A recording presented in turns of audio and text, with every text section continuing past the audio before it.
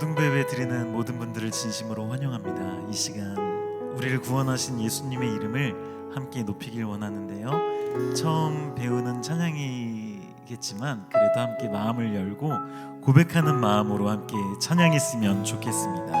함께 찬양하겠습니다. 나의 예수, 나의 예수, 온 맘 다해 사랑해요.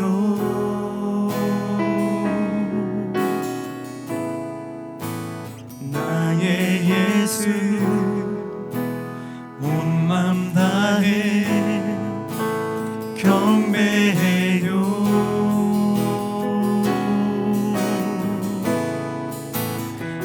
예수님께 온 맘 다해 순복해요.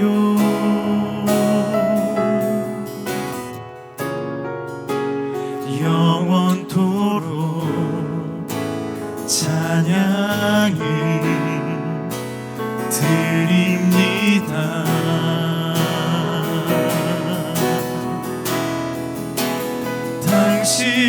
당신을 순결하고 아름다운 주이십니다. 거룩하고 사랑스러운 능력과 영광의 주님이십니다. 하늘과 땅이 주 찬양해 영광의 왕을 영원한 주를 평화의 왕자 모든 만물의 주 영원 영원토록 주님을 높이세. 나의 예수 온 맘 다해 사랑해요.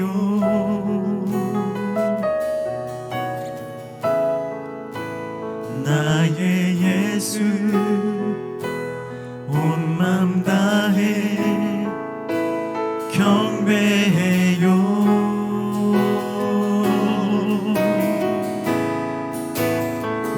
예수님께 온 맘 다해 순복해요.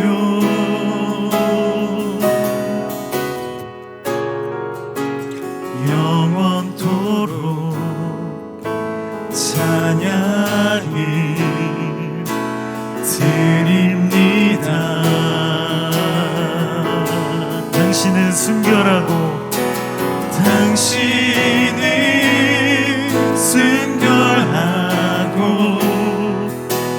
아름다운 주이십니다. 거룩하고 사랑스러운 능력과 영광의 주이십니다. 하늘과 땅이 주 찬양해 영광의 왕을 영원한 주를 평화의 왕자 모든 만물의 주 영원 영원토록 주님을 높이세. 나의 예수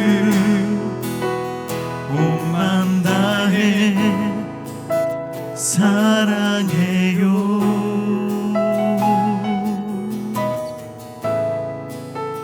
나의 예수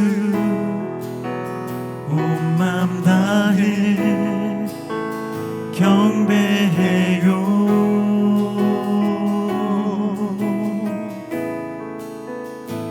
예수님께 온 맘 다해 순복해요.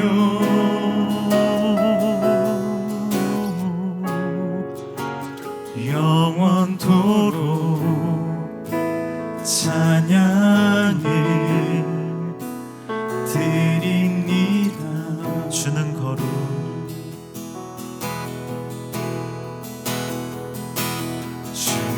걸음 걸음 오직 주님만이 주는 걸음 걸음 영광 받으소서 주는 걸음 주는 걸음 걸음 오직 주님만이 주는 걸음 걸음 영광 받으소서 영원히 찬양합니다 영원히 찬양합니다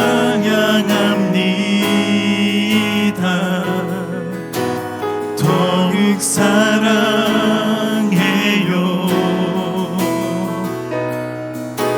주 보좌함 영원히 거하리 주께 더 가까이 영원히 찬양합니다 영원히 찬양합니다 더욱 사랑해요 주 보좌함 영원히 거하리 주께 더 가까이 염려 다 맡기라 염려 다 맡기라 주가 돌보시니 주는 평화 우리의 평화 염려 다 맡기라 주가 돌보시니 주는 평화 우리의 평화 마지막으로 염려 다 맡기라 염려 다 맡기라 주가 돌보시니 주는 평화 우리의 평화 염려 다 맡기라 염려 다 맡기라 주가 돌보시니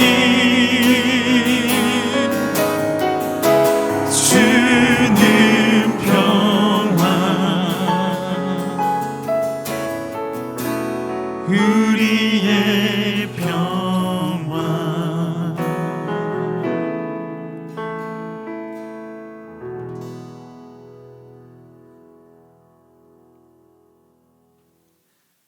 사도신경으로 우리의 신앙을 고백하겠습니다.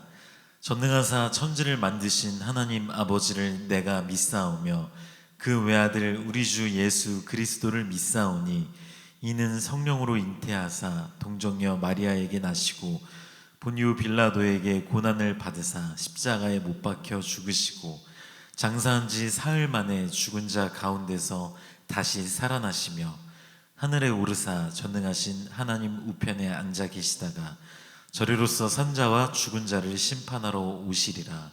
성령을 믿사오며 거룩한 공회와 성도가 서로 교통한 것과 죄를 사하여 주시는 것과 몸이 다시 사는 것과 영원히 사는 것을 믿사옵나이다. 아멘.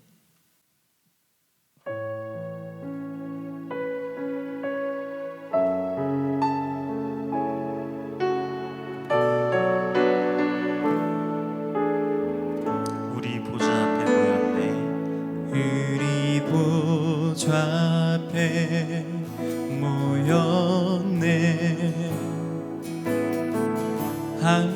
주를 찬양하며 하나님의 사랑 그 아들 주셨네. 그의 피로 우리 구원받았네.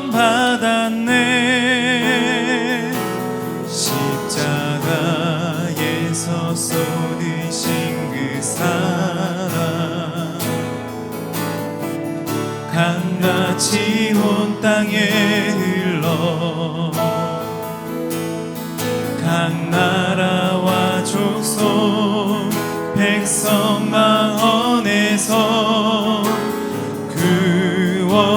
구원받고 주 경배 드리네.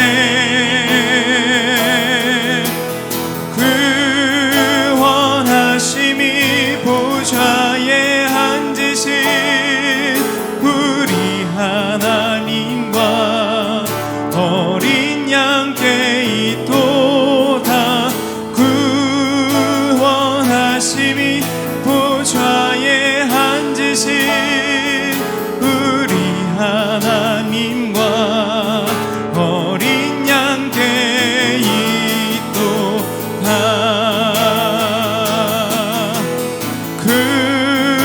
구원하심이 보좌에 앉으신 우리 하나님과 어린 양께 있도다.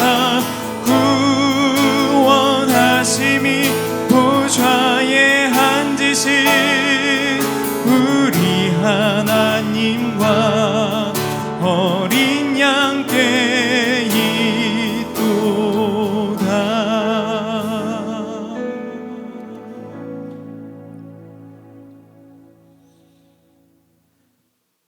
기도하겠습니다. 하나님 감사합니다. 코로나 바이러스로 인해 여전히 함께 모여 예배 드리지 못하는 상황이지만 오늘도 어김없이 정한 시간에 주님 앞에 나와 예배 드리게 하시니 감사를 드립니다.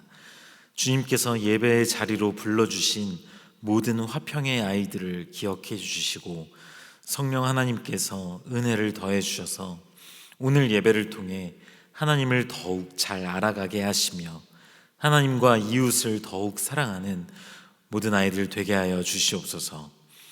하나님, 오늘부터 작년 예배가 부분적으로 재개됩니다.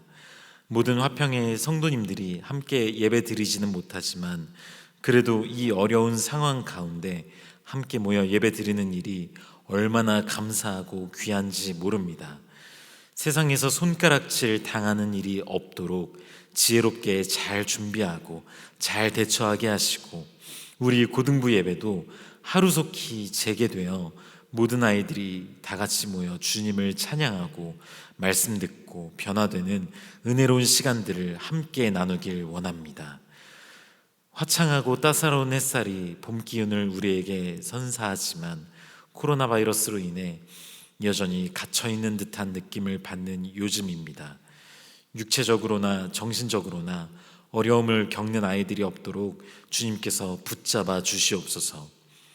하나님, 또한 외롭고 의지할 것 없고 척박하게 느껴지는 이 고등학생 시기에 무한 경쟁에 지쳐가는 우리 아이들 위로해 주시고 갈 바를 알지 못해 방황하는 일이 없도록 빛을 비추어 주셔서 하나님께 영광 돌리는 삶을 잘 살아내는 우리 아이들 되게 하여 주시옵소서. 모든 예배의 순서들을 주님께 마음 다해 올려드립니다. 주님 홀로 영광 받아 주시옵소서. 감사드리며 예수 그리스도의 이름으로 기도드립니다. 아멘. 고등부 소식 전해드리겠습니다. 이미 알고 있는 친구들도 있겠지만 오늘부터 부분적으로 어른 예배 1부, 2부 예배가 재개되었습니다. 모든 어른들이 다 모여서 예배 드리는 것은 아닙니다. 정해진 규칙에 따라 방역하고 마스크 착용하고 2m 간격 유지하고 등등 철저하게 준비해서 드리는 예배이기 때문에 가능한 것입니다. 여러 가지 상황들과 조건들을 잘 고민하고 판단해서 고등부 예배 재개 시점을 결정하려 합니다. 몇 날 며칠까지 영상으로 예배 드린다고 확실하게 말씀드릴 수 있는 부분은 없습니다. 매주 강도사님이 공지하도록 하겠습니다. 설교 노트 잊지 말고 제출해 주시길 부탁드립니다. 인증샷과 인증 영상도 고등부에 굉장히 큰 힘이 됩니다. 강도사님이 매주 말하지만 설교 노트, 인증샷, 인증 영상은 절대로 강제는 아닙니다. 여러분들이 자발적으로 자원하는 마음, 기쁜 마음으로 작성하는 겁니다. 그렇게 하고 있죠? 지난주에도 여러 친구들이 인증샷을 보내줬습니다. 노트북으로 예배드리는 친구들도 있고, 거실에서 큰 화면으로 예배드리는 친구들도 있고, 예배드리는 도구는 중요하지 않습니다. 예배 잘 드리는 게 가장 중요하기 때문이에요. 이렇게 인증샷을 찍어서 보내주면 오늘은 과연 우리 아이들이 예배 잘 드렸을까, 이렇게 걱정하는 강도사님 마음에 굉장히 큰 위로가 됩니다. 또 다른 방식으로 인증샷 보내주는 친구가 있는데요, 아주 다양한 표정들을 아주 잘 캡처해서 보내줬습니다. 웃긴 표정들만 기다리고 있는 건 아닌지 굉장히 의심스럽고 걱정되지만 제 얼굴이 더 걱정되네요. 네, 어쨌든 이렇게 이거 고마워해야 되나? 네, 고맙습니다. 네, 인증 영상도 고맙습니다. 매주 거의 한 주도 빠짐없이 이렇게 인증 영상을 보내주는데, 사실 인증 영상을 보내주지 않아도 이 친구는 예배 잘 드릴 거예요. 그렇게 훈련이 되어가고 있으니까요. 여러분들도 예배 드릴 때 자신만의 루틴을 만들길 바랍니다. 어떤 마음과 어떤 자세로, 어떤 생각으로 예배를 드려야겠다, 이렇게 생각을 가지고 예배 드리는 게 굉장히 중요하기 때문이에요. 자, 다음은 설교 노트 리뷰 시간입니다. 강도사님이 매번 설교 노트를 너무 강조하는 것처럼 느낄지 모르겠지만 사실 설교 노트는 보조 역할입니다. 아무것도 쓰지 않고 설교 말씀 듣잖아요. 예배 끝나고 나면 순식간에 기억이 사라져 버립니다. 말씀 열심히 들었는데, 예배 열심히 드렸는데 지나고 나서 기억이 하나도 안 나면 너무 허무하잖아요. 그래서 중요한 내용을 적고 묵상하라는 의미에서 설교 노트를 쓰라는 이야기입니다. 안 쓰는 친구들은 장담컨대 절대 그날 말씀을 대략적으로라도 기억 못할 겁니다. N행시의 장인이 아비멜렉으로 N행시를 보내줬습니다. 아브라함처럼 불신앙의 순간이 와도 비관하지 않고 멜랑꼴리한 상태에서 벗어나 렉 걸린 믿음 생활을 다잡기 위해 내 뜻을 하나님께 맞추며 기도하자. 좀 기가 막히지 않아요? 멜랑꼴리, 우울감, 구슬픔, 이런 단어잖아요. 어떻게 아비멜렉에서 이 멜랑콜리를 갖다 집어넣는지 알 수가 없어요. 또 이렇게 말씀 내용과 잘 연결되는지 기가 막힙니다. 진짜 센스 대단해요. 오늘도 예배 잘 드려주시길 바랍니다. 자, 이 친구들도 정말 대단합니다. 영상으로 예배드리는 9주의 기간 동안 거의 완벽하게 설교 노트를 매주 계속해서 제출하고 있습니다. 내용도 충실하게 잘 적고 있고요. 꾸준하게 잘하는 게 가장 중요하다고 했죠. 오늘 예배도 잘 드려주시길 바라요. 요즘 이 두 친구도 굉장히 대단합니다. 사실 강도사님이 화평교회 오고 나서 이 두 친구가 그렇게 열심히 하는 친구들 같지는 않다, 이런 인상을 받았었는데 오히려 보이지 않는 곳에서 빡세게 예배 드리더라고요. 고등학생 시절에 하나님의 말씀을 이렇게 잘 이해하고자 노력하고 설교 노트 쓰는 게 정말 어려운 일입니다. 사실은 쓰지 않는 게 정상이에요. 오히려 예배드리지 않고 놀러 다니고 늦잠 자고 학원 가고 이런 생활이 사실은 정상적이라고 볼 수 있죠. 요즘은 교회 다니는 친구들이 굉장히 적으니까요. 그런데 그런 거에 비하면 이 친구들은 지금 굉장히 엄청나게 잘하고 있는 거예요. 오늘도 예배 잘 드려주시길 바랍니다. 자, 이 두 친구도 꾸준함으로 둘째 가면 서러울 정도입니다. 아주 훌륭해요. 오늘도 예배 잘 드려주세요. 지금까지 쓴 설교 노트들도 굉장히 훌륭하지만 이 친구들은 정말 강도사님 설교를 열심히 들은 흔적이 느껴집니다. 그런데 문제는 강도사님 천사님 아니 이런 얘기만 빠지면 더 완벽해질 것 같은데 꼭 이렇게 중요한 내용인 것처럼 이렇게 표시를 해두는데 강도사님이 천사가 아니다. 저 천사 아니죠. 하지만 천사 같은 마음씨를 가지고 알면서 이렇게 쓴 거 다 알아요. 하여튼 오늘도 파이팅 해주시길 바라요. 인증 영상 보내주는 친구도 이렇게 영상을 멈춰가면서 설교를 설교 노트를 쓰기 때문에 뭔가 퀄리티가 달라도 다른 것 같습니다. 오른쪽 친구도 빽빽하게 굉장히 열심히 썼는데 거기에 내용과 말씀 해설적인 부분이나 모든 부분이 완벽합니다. 강사님이 이렇게 설교 노트 리뷰하는 이유는 순위를 매기기 위해서가 아니에요. 강사님은 여러분들이 보내준 설교 노트 하나하나를 보면서 힘을 얻고 위로를 받습니다. 아무도 없는 빈 예배당에서 혼자 여러분들을 위해 녹화하는데 매주 쉽지 않아요. 이렇게라도 여러분들이 적극적으로 강사님과 소통해줘서 진심으로 고맙습니다. 오늘도 모든 친구들이 영상 보면서 같이 예배 열심히 드리고 설교 노트 열심히 써주셨으면 정말 좋을 것 같아요. 힘내주세요. 오늘 우리에게 주시는 하나님의 말씀은 창세기 21장 1절에서 7절까지의 말씀입니다. 창세기 21장 1절에서 7절까지의 말씀을 함께 읽겠습니다. 여호와께서 말씀하신 대로 사라를 돌보셨고 여호와께서 말씀하신 대로 사라에게 행하셨으므로 사라가 임신하고 하나님이 말씀하신 시기가 되어 노년의 아브라함에게 아들을 낳으니 아브라함이 그에게 태어난 아들 곧 사라가 자기에게 낳은 아들을 이름하여 이삭이라 하였고 그 아들 이삭이 난 지 8일 만에 그가 하나님이 명령하신 대로 할례를 행하였더라. 아브라함이 그의 아들 이삭이 그에게 태어날 때에 100세라. 사라가 이르되 하나님이 나를 웃게 하시니 듣는 자가 다 나와 함께 웃으리로다. 또 이르되 사라가 자식들을 젖먹이겠다고 누가 아브라함에게 말하였으리오마는 아브라함의 노경에 내가 아들을 낳았도다 하니라. 아멘. 오늘 말씀의 제목은 그리고 그가 웃었다입니다. 제목이 뭐 이래 할 수도 있는데 오늘 말씀의 내용을 깊이 있게 잘 살펴보면 강도사님의 의도를 파악할 수 있을 겁니다. 본문 말씀은 21장 1절에서 7절까지의 말씀이지만 먼저 17장 내용을 먼저 살펴보고 오늘 본문으로 돌아오겠습니다. 그동안 영상으로 예배를 열심히 드린 친구들은 창세기 17장? 그거 했던 거 아니야? 이렇게 생각할 수 있는데요. 17장 처음 듣는 거 아니야? 처음 듣는 것 같은 친구들은 3월 29일 고등부 예배 할례와 언약 영상을 다시 한번 보고 돌아오시길 바랍니다.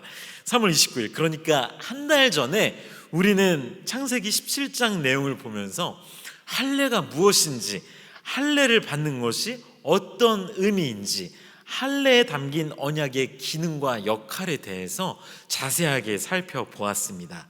사실 창세기 17장에는 굉장히 깊고 심오한 내용들이 많이 담겨 있어서 짧은 설교 시간 안에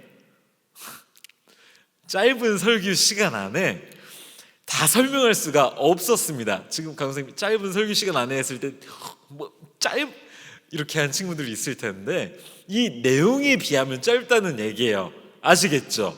네, 강사님도 조금 긴 것 같다는 생각은 듭니다만 다 필요한 얘기예요. 그렇죠? 여러분들의 피와 살이 되는 겁니다. 자, 그래서 어쨌든 이 창세기 17장에 담겨 있는 굉장히 중요한 내용들에 비해서 이 설교 시간은 생각보다 짧아요. 다 설명할 수 없었기 때문에 좀 넘긴 내용들이 좀 있었는데 오늘은 그 지나갔던 내용들을 다시 한번 살펴보고 오늘 본문 말씀으로 돌아오려고 합니다. 창세기 17장 내용을 먼저 간략하게 설명해 드릴게요. 아브라함이 99세에 하나님을 다시 만나는데요. 이때 하나님께서 아브라함과 굉장히 중요한 언약을 맺어 주십니다. 근데 이때 아브람의 이름을 아브라함으로 계명해 주시고 사레의 이름을 사라로 계명해 주십니다. 또 할례가 무엇인지, 할례를 어떻게 받아야 하는지, 할례와 언약이 어떤 관계가 있는지 이런 자세한 내용들을 일일이 말씀해 주셨죠. 그래서 이 내용들을 천천히 살펴보도록 할게요. 창세기 17장 15절 말씀부터 보겠습니다. 하나님이 또 아브라함에게 이르시되 내 아내 사레에는 이름을 사레라 하지 말고 사라라 하라. 사레는 히브리어로 사라이라는 발음을 우리말로 음역한 겁니다. 그냥 참고용으로 히브리어를 준비했는데, 혹시 이 지렁이 같이 생긴 문자를 따라 쓰는 친구들을 위해서 조금만 더 설명을 하자면, 자, 이게 히브리어 알파벳 표예요. 여기서 노란색으로 표시되어 있는 부분 보이죠? 노란색으로 색칠되어 있는 알파벳이 있는데 이게 요드라는 알파벳입니다. 그런데 제가 준비해온 히브리어는 사라이에서는 이 요드라는 알파벳이 일자로 표시되어 있었어요. 그런데 일자로 써도 되긴 하지만 원래 정자로 쓰려면 약간 휘어지게 쓰는 겁니다. 폰트 적용이 잘 안 돼서 이렇게 나와서 잠깐 설명드렸습니다. 어쨌든 사레, 이 사라이는 여왕, 여주인이라는 뜻을 가지고 있습니다. 사레는 여왕, 여주인, 이런 뜻 굉장히 좋죠. 엄청나게 좋은 뜻입니다. 여러분, 여왕보다 좋은 뜻이 어디 있어요? 그렇죠? 여왕 정도면 굉장히 좋은 이름이죠. 그런데 하나님께서 보시기에는 여왕이라는 이름보다 더 좋고 의미 있는 이름이 있었나 봅니다. 그래서 이 이름은 바로 사라입니다. 사라, 우리말로 사라지만 히브리어로는 사라입니다. 사라. 짐싸라 할 때 사라는 짐싸라 죄송합니다. 이건 지금 방금 생각난 건데 죄송합니다. 자, 짐싸라 말고 사라입니다. 사라. 이 우리말 발음과 거의 비슷하죠. 사라. 이 이름의 뜻은 여러 민족의 어머니, 조금 더 구체적으로는 많은 왕들의 어머니라는 뜻을 가지고 있습니다. 성경을 잘 모르는 친구들이 볼 때에는 사레에서 사라로 이름이 바뀐 게 대체 무슨 큰 일인가, 이게 왜 중요한 일인가 라고 생각을 할 수도 있고, 아니면 이 이름이 바뀌거나 뭐 이런 사건들에 대해서 아예 관심이 없을 수도 있습니다. 그런데 이건 굉장히 특별하고 중요한 일이에요. 왜냐하면 성경 66권 전체에서 여성의 이름이 개명된 사람은 사라가 유일합니다. 굉장한 거죠. 또 창세기 23장 1절에 보면 사라가 127세를 살았으니 이것이 곧 사라가 누린 햇수라. 사라가 127세에 죽었다고 기록되어 있죠. 여성이 죽은 나이를 기록한 것도 이 부분이 유일합니다. 23장 1절에서만 사라가 죽은 나이를 기록하고 있어요. 나머지는 여성이 몇 세에 죽었는지 기록하고 있지 않습니다. 반대로 남성이 죽은 나이를 기록한 부분은 굉장히 많습니다. 그렇기 때문에 이 부분은 굉장히 특별한 부분이에요. 다시 돌아와서 창세기 17장 16절을 함께 읽겠습니다. 시작.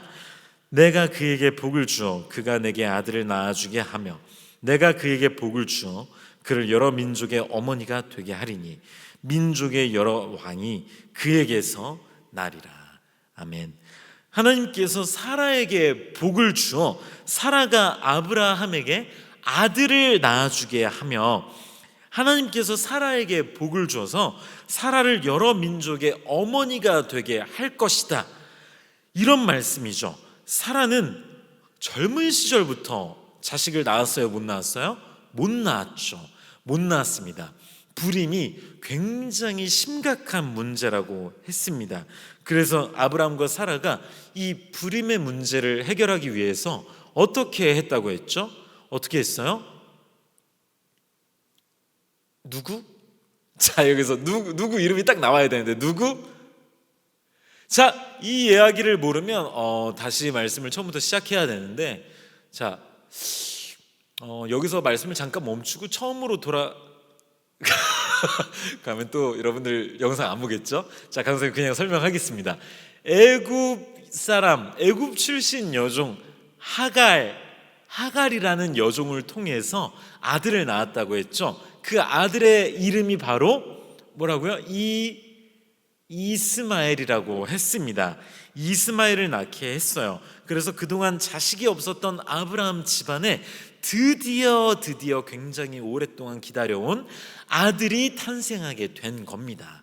그러니까 이제 아브라함과 사라 사이에서 자식이 없다 하더라도 그래도 이제 자식이 생겼기 때문에 그래도 조금 괜찮아진 거예요.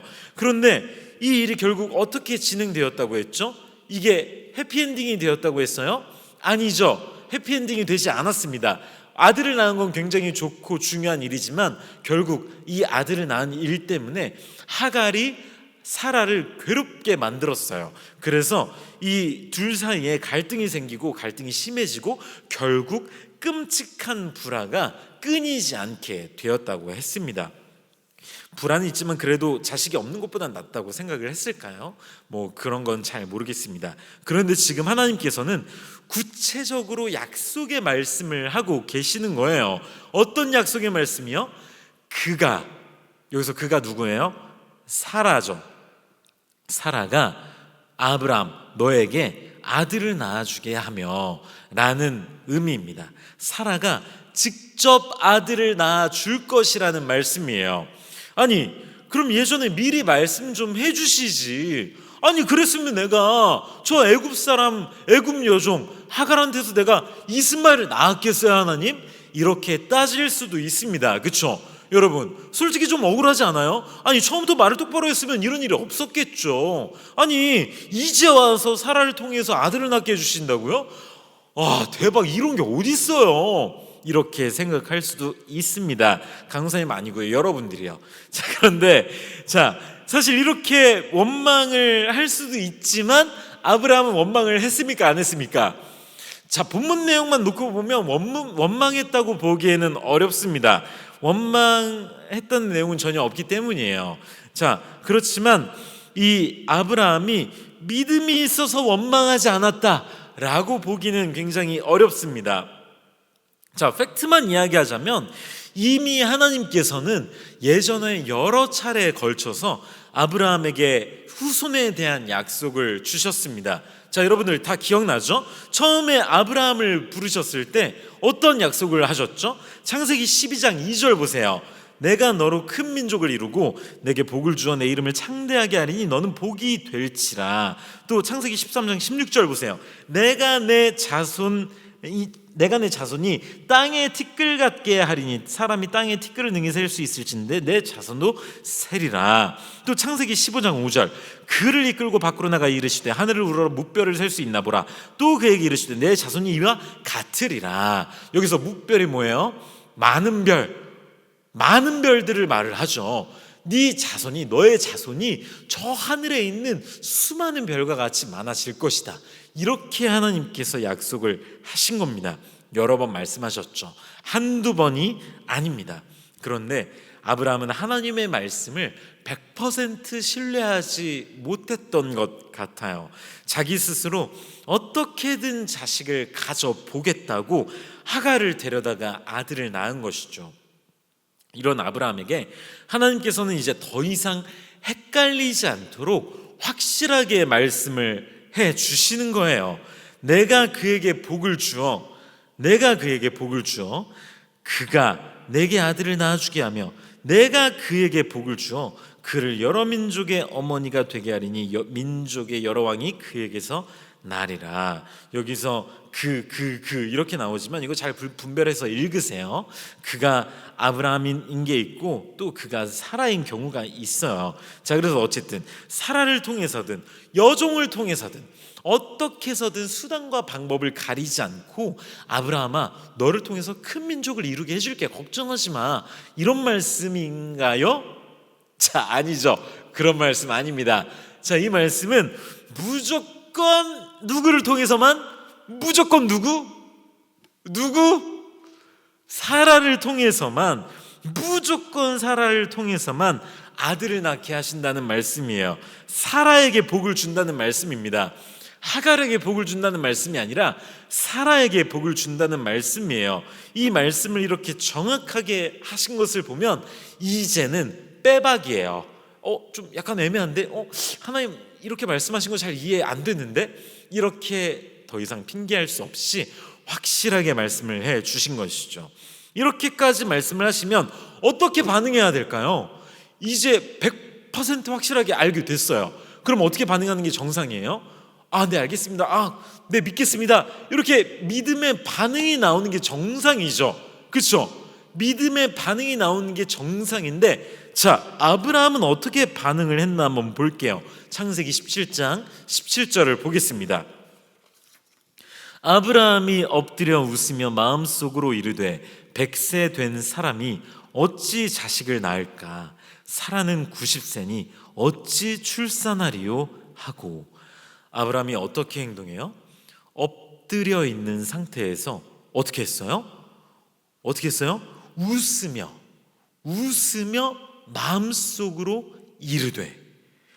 여기서 웃으며 라는 말은 히브리어로 이렇게 기록되어 있습니다.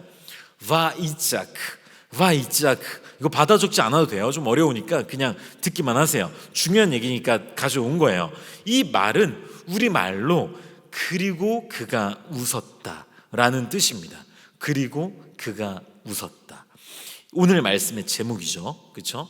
이 내용이 굉장히 중요해요. 오늘 포인트는 웃음이에요. 웃음이자 동시에 그리고 그가 웃었다 라는 말인데, 우리말 성경에서는 웃으며 라고 짧게 나와 있어요. 웃으며. 그런데 히브리어 성경을 보면 아브라함이 그의 얼굴을 대고 엎드렸다. 그리고 그가 웃었다. 그리고 그가 그의 마음속으로 말했다. 뭐라고 말했어요? 100세 된 사람이 어떻게 자식을 낳을까? 사라는 90세니 어떻게 출산할 수 있을까? 이렇게 말을 한 겁니다. 그런데 지금 이 상황이 어떤 상황이에요? 하나님께서 아브라함에게 직접 말씀하시는 상황이에요. 하나님이라는 신이 직접 말씀해 주시는 상황이라고요. 그냥 우리가 우리에게 주신 하나님의 말씀을 보면서 오늘도 우리에게 이렇게 말씀을 통해서 우리에게 말씀하시는구나 라고 분별하는 게 아닙니다. 직접 아브라함에게 말씀해 주시는 거예요.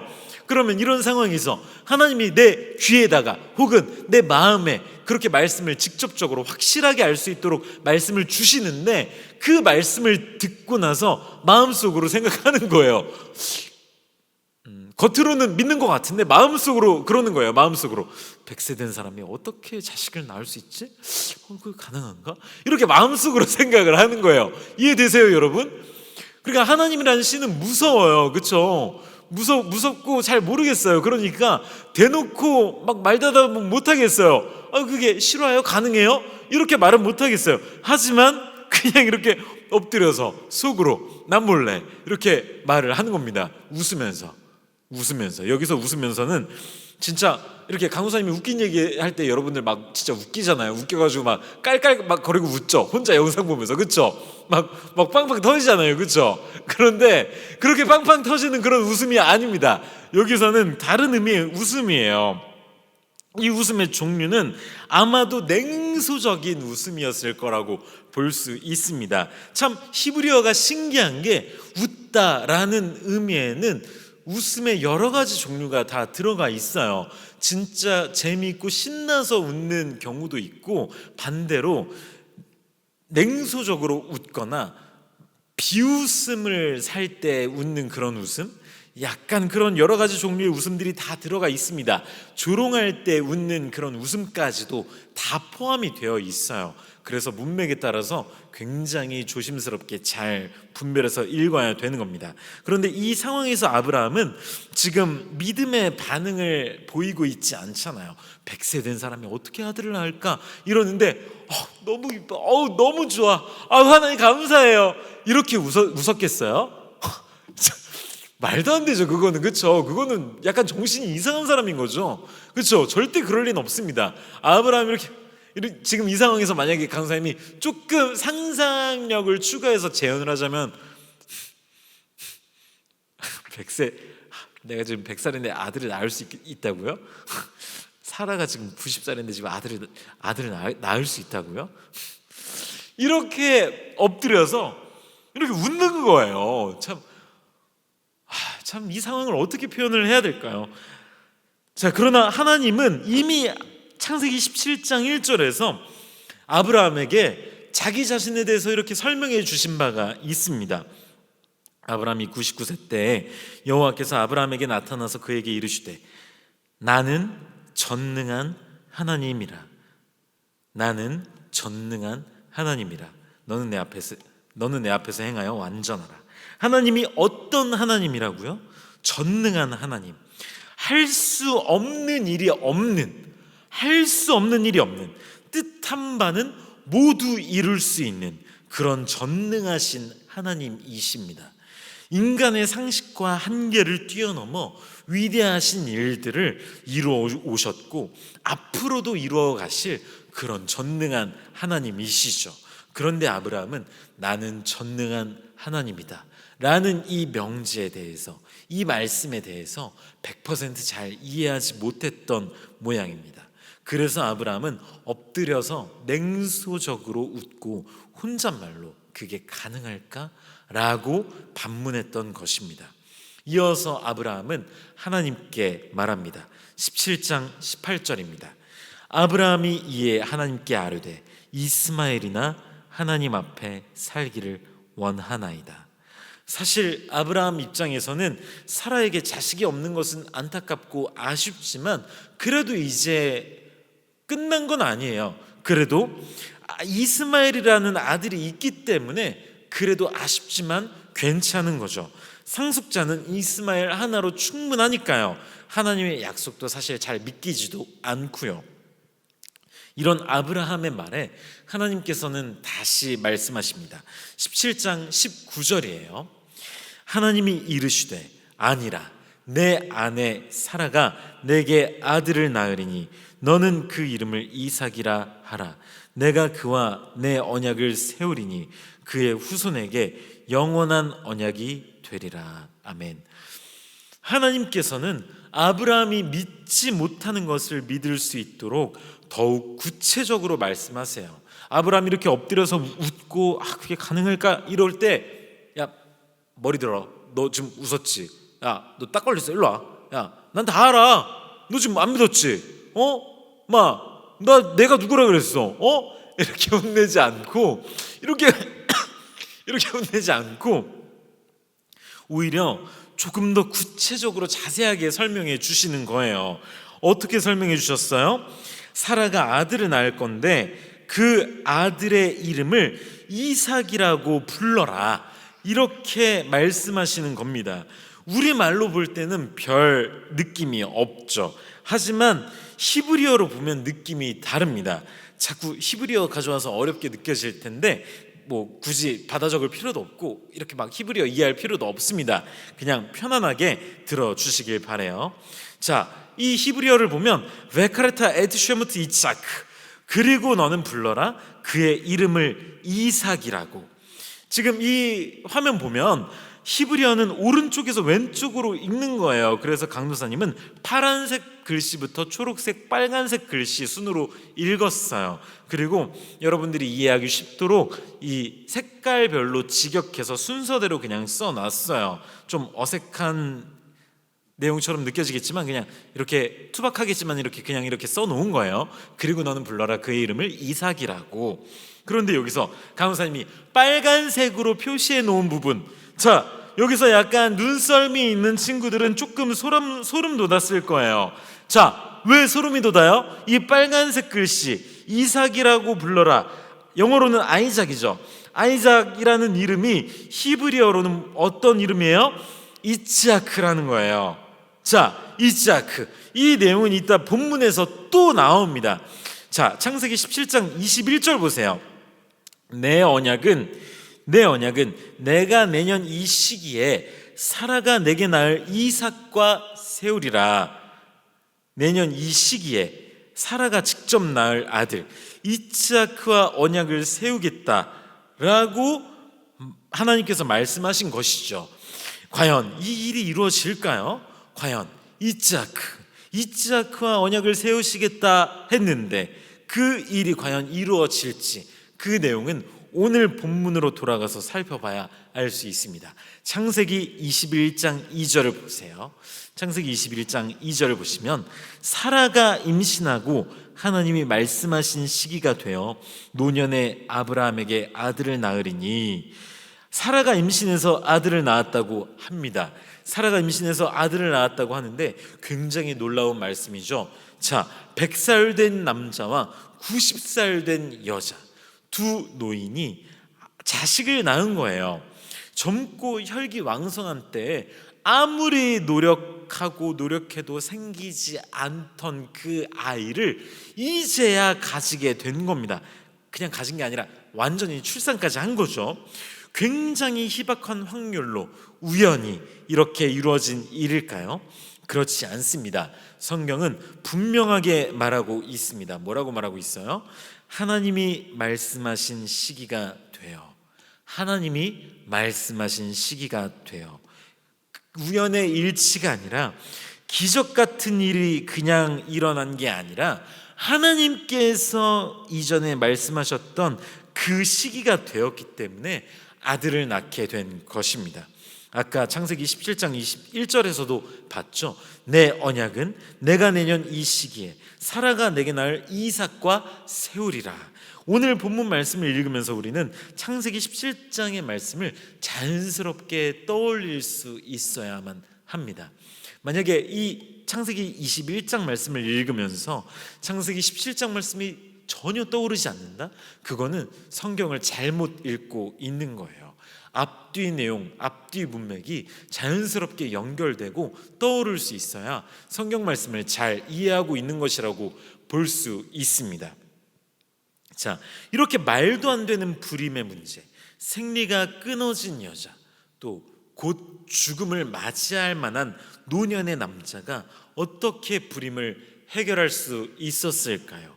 요즘처럼 수정관 임신을 할 수 있는 것도 아니고 무슨 예언의 말씀 때문이었을까요? 그렇지 않습니다. 창세기 21장 1절 말씀을 보세요. 여호와께서 말씀하신 대로 사라를 돌보셨고 여호와께서 말씀하신 대로 사라에게 행하셨으므로, 하나님께서 말씀하신 대로 사라를 돌보셨고 사라에게 행하셨다고 합니다. 이 하나님께서 말씀하신 대로 사라를 돌보셨다, 하나님께서 말씀하신 대로 사라에게 행하셨다. 참 얼마나 감동적인 말씀이에요. 그렇죠? 사라의 불임이 해결될 수 있었던 이유는 바로 하나님께서 말씀하신 대로 돌보셨고 행동하셨기 때문입니다. 이렇게 하나님께서는 본인이 말씀하신 것에 대해서 굉장히 철저하게 지키시는 분이에요. 절대로 자기가 맺은 언약을 자기 마음대로 임의대로 어기시는 분이 아닙니다. 그러니까 이런 하나님에 대해서 우리는 신실하신 하나님이시다 라고 표현을 합니다. 여기서 신실하다라는 말은 믿을 수 있는 분, 믿을 만한 분이라는 의미이죠. 이렇게 신실하신 하나님께서는 불임으로 오랜 시간 동안 마음고생해 왔던 아브라함과 사라의 부부에게 이삭이라는 그 언약의 아들을 선물해 주십니다. 비록 이들이 하나님의 약속에 믿음으로 반응하지는 못했어요. 믿지 못하고 웃었다고 했잖아요. 냉소적으로 웃었다고 했죠. 그럼에도 불구하고 하나님께서는 약속을 이루어 주신 거예요. 인간적인 마음에서는 괘씸죄를 적용할 수 있을 것 같아요. 너 지금 웃어? 내가 전능한 하나님이라고 했는데 너 지금 웃어? 미쳤네. 이럴 수도 있는데 그렇게 하지 않으시고 냉소적으로 비판적으로 비웃음에 가까운 웃음으로 엎드려서 웃고 있는 이 아브라함을 보면서 불쌍히 여기는 마음으로, 아니야, 내년에 이맘때 너에게 아들이 생길 건데 그 아들의 이름을 이츠하크라고 불러. 이렇게 하나님께서 긍휼한 마음으로, 사랑하는 마음으로 아브라함에게 말씀해 주셨고 그 말씀하신 바가 이루어진 거예요. 아브라함이 믿었기 때문에? 그렇지 않습니다. 아브라함과 사라가 믿었기 때문에 아들을 주신 것이 아니에요. 그냥 하나님께서 약속하셨기 때문에 그 약속을 홀로 이루어 주신 거예요. 그래서 아브라함이 이 이름을 이츠하크, 이삭, 아이삭이라고 이름을 지어 붙이는데, 이 이름을 붙일 때 아마도 아브라함은 99세 때 있었던 그 일들이 주마등처럼 스쳐 지나갔을 것입니다. 그리고 이제 아브라함도 확실히 알게 되었을 거예요. 나는 전능한 하나님이라 말씀하신 그 하나님이 진짜로 전능하신 하나님이시구나, 이 사실을 확실하게 알게 되었을 거예요. 나에게 이런 기적 같은 일을 이루어 주시는 능치 못한 일이 없으신 그런 하나님이시구나, 이 사실을 100% 깨닫게 되었을 것입니다. 그래서 아브라함은 이삭이 태어난 지 8일 만에 할례를 행합니다. 이삭은 성경에서 최초로 8일 만에 할례를 받은 최초의 남자가 되죠. 그리고 이삭이 태어나던 해 아브라함은 100살이 되고 사라는 90살이 됩니다.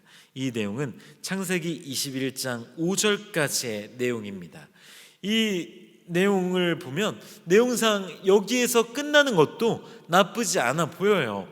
여기서 끝나도 그냥 그렇구나, 스토리가 이렇게 그냥 쭉 전개되어 가고 있구나. 그래서 이 일이 마무리되었을 때 아브라함은 100살, 사라는 90살이었구나, 그렇구나 하고 이렇게 이런 사실들을 나열하는 것만으로도 하나님께서 약속하신 그 말씀들, 언약이 성취되었다는 사실을 잘 알 수 있고, 오랜 기다림 끝에 아브라함과 사라 가정에 이삭이라는 아들을 낳게 된 기적적인 일을 보면서 하나님의 전능하심과 하나님의 신실하심, 하나님의 살아계심을 잘 알 수가 있습니다. 그런데 창세기의 저자는 이 창세기 21장의 단락을 이렇게 단순하게 마무리하지 않습니다. 오히려 사라가 했던 말을 마지막 말로 덧붙이고 있습니다. 그 내용은 창세기 21장 6절과 7절에 잘 나타나 있습니다. 먼저 21장 6절 말씀을 함께 읽겠습니다. 시작. 사라가 이르되 하나님이 나를 웃게 하시니 듣는 자가 다 나와 함께 웃으리로다. 아멘. 사라가 이렇게 말하는 것에는 엄청난 역설이 담겨 있습니다. 시간이 없으니까 빨리 살펴보도록 하겠습니다. 집중해서 따라와 주세요. 창세기 18장 9절부터 15절까지 볼 텐데요, 여기서는 사라와 관련된 내용이에요. 딱 한 번만 읽고 넘어갈 거니까 잘 봐주시길 바랍니다.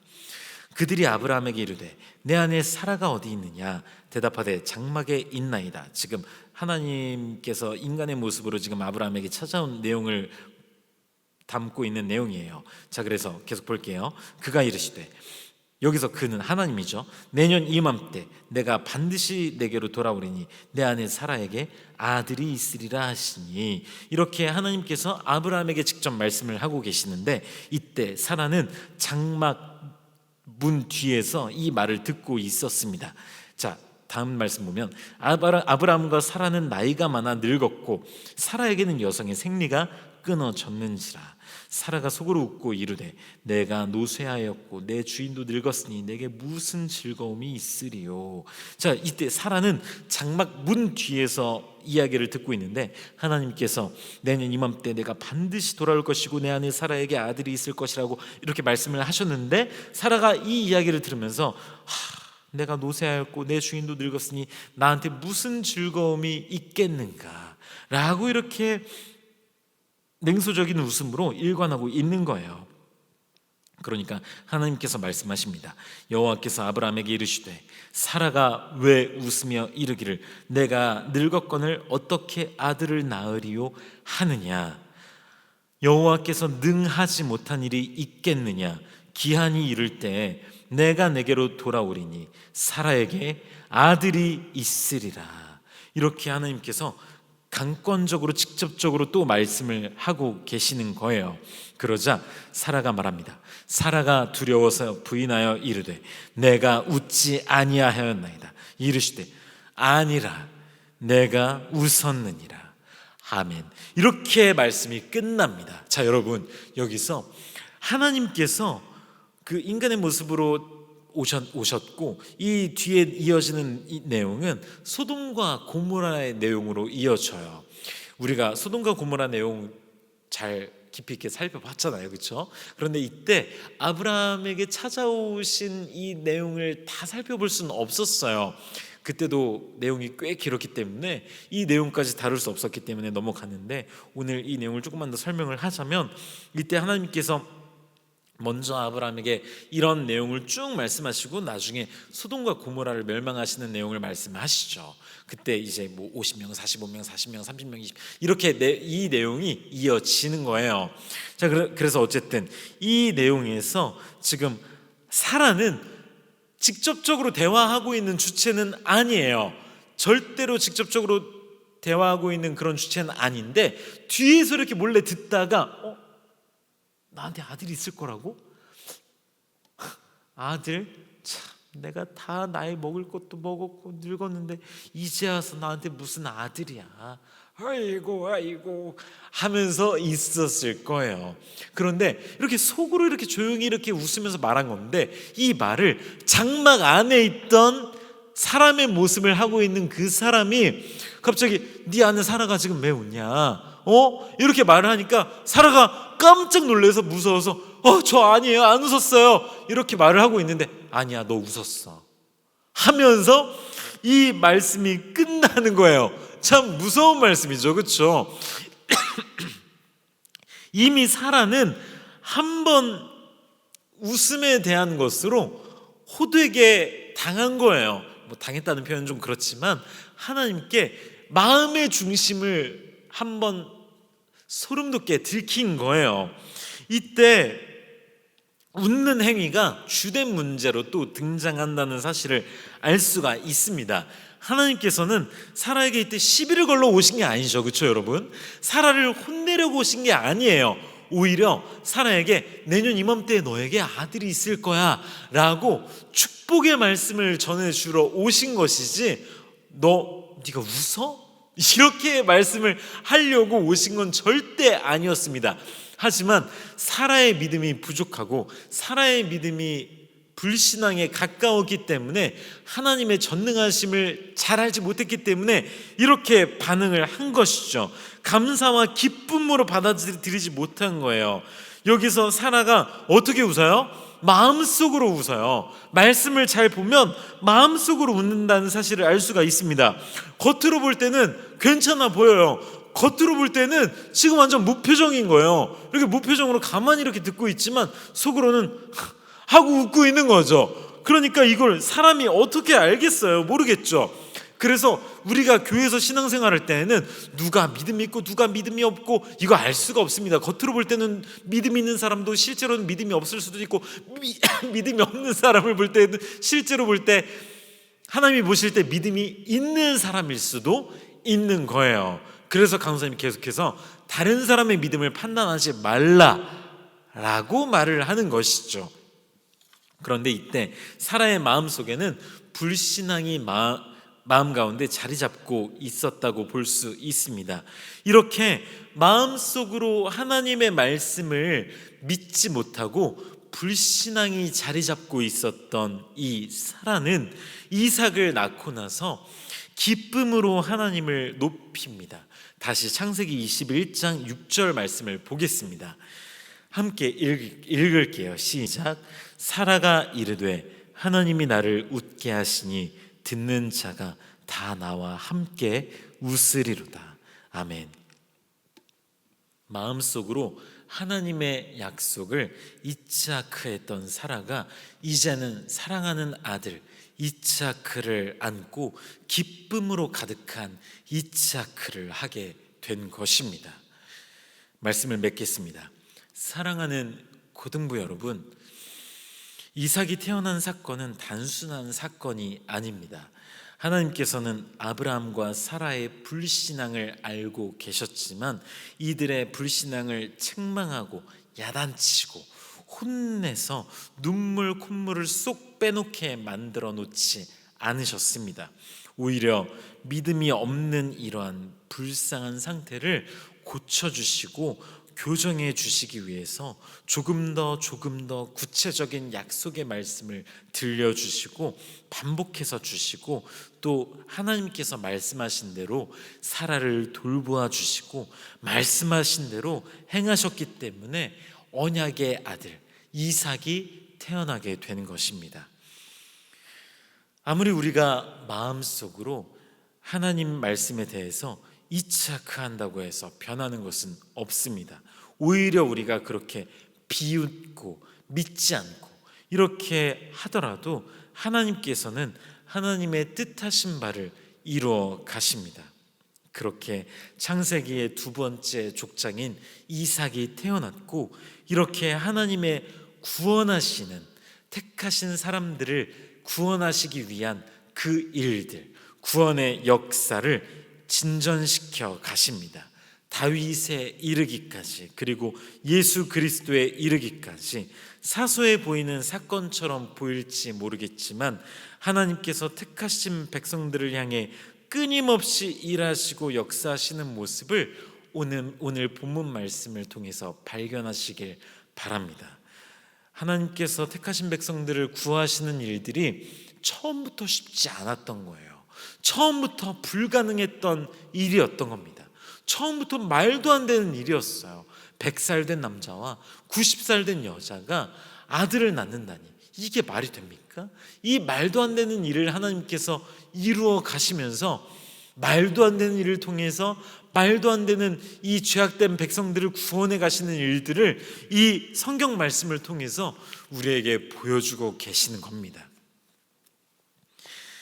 그러니 부디 하나님 말씀 앞에서 아브라함과 사라가 그랬듯이 비웃음이나 냉소적인 태도를 가지고 말씀을 대하고 있다면 부디 그런 냉소적인 마음을 버리고 간절한 마음과 감사한 마음과 갈급한 마음으로, 갈망하는 마음으로 우리를 향해 끊임없이 역사하실 그 하나님을 바라보시면서 진심으로 기뻐하며 오늘도 웃으며 하나님을 바라보고 살아갈 수 있는 우리가 될 수 있길, 그렇게 기대하고 소망하는 모든 고등부 학생들이 되시길 주님의 이름으로 축복합니다. 오늘도 주님 안에 웃으며 믿음으로 살아가는 여러분들이 되시길 바랍니다. 강사님이 기도하고 마치겠습니다. 하나님 감사합니다. 인간의 이성과 한계를 뛰어넘어 역사하시는 하나님이 우리의 하나님이 되어주시고 우리를 주님의 자녀로 불러주시니 감사를 드립니다. 세상 가운데 살아가면서 우리는 하나님의 존재를 잊기도 하고 하나님께서 생동감 없이 느껴질 때가 참 많이 있습니다. 아마 아브라함과 사라도 그랬을 것입니다. 하나님이 계시지 않는 것처럼, 능력이 없으신 것처럼 느껴졌을 것입니다. 그러나 이들의 불신앙을 주님의 말씀대로 역사해 주심으로 불신앙을 웃음으로 바꾸게 하신 하나님의 신실하심을 알게 하시니 감사를 드립니다. 하나님의 그 신실하심을 더욱더 잘 알아가게 하시고 우리의 삶, 나의 삶에도 역사하시는 그 하나님의 손길을 붙들며 나아가는 우리 고등부 아이들 되게 하여 주시옵소서. 다시 만나 예배하게 되는 그날을 고대합니다. 이번 한 주간도 우리 아이들 한 사람 한 사람 기억해 주시고 돌보아 주셔서 별탈 없이, 특별한 문제 없이 지내게 하시고 지혜를 허락해 주셔서 학업에 정진하는 데 있어서 풍성한 열매 맺을 수 있도록 주님 인도해 주시옵소서. 감사드리며 예수 그리스도의 이름으로 기도드립니다. 아멘. 함께 하나님의 은혜를 찬양하겠습니다.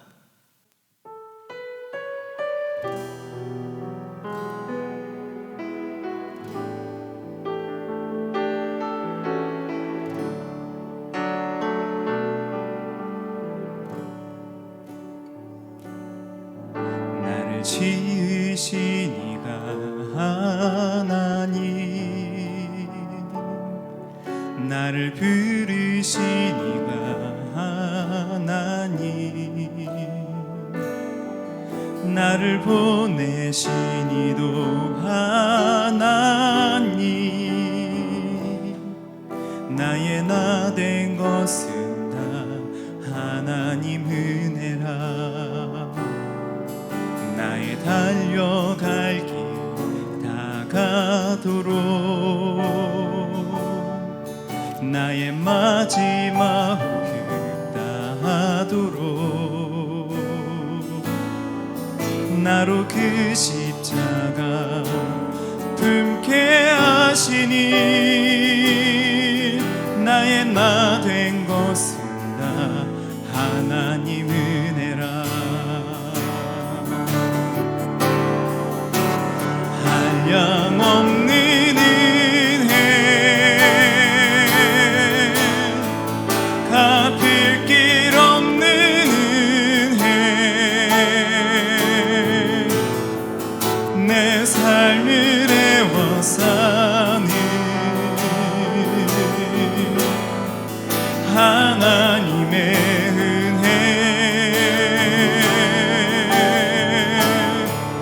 나 주저함 없이 그 땅을 밟은 도, 나를 붙드시는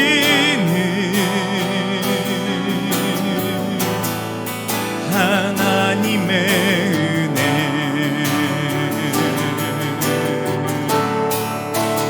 한량없는 은혜,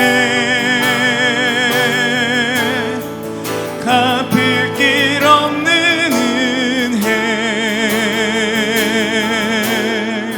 내 삶을 애워싸는 하나님의 은혜, 나 주저함 없이 그 땅을 밟은 도, 나를 붙드시는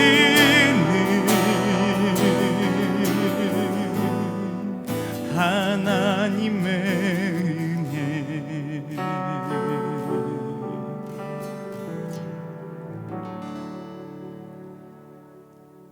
주기도문으로 예배를 마치겠습니다. 하늘에 계신 우리 아버지여, 이름이 거룩히 여김을 받으시오며 나라가 임하시오며 뜻이 하늘에서 이루어진 것 같이 땅에서도 이루어지이다. 오늘 우리에게 일용할 양식을 주시옵고 우리가 우리에게 죄 지은 자를 사하여 준 것 같이 우리 죄를 사하여 주시옵고 우리를 시험에 들게 하지 마시옵고 다만 악에서 구하시옵소서. 나라와 권세와 영광이 아버지께 영원히 있사옵나이다. 아멘.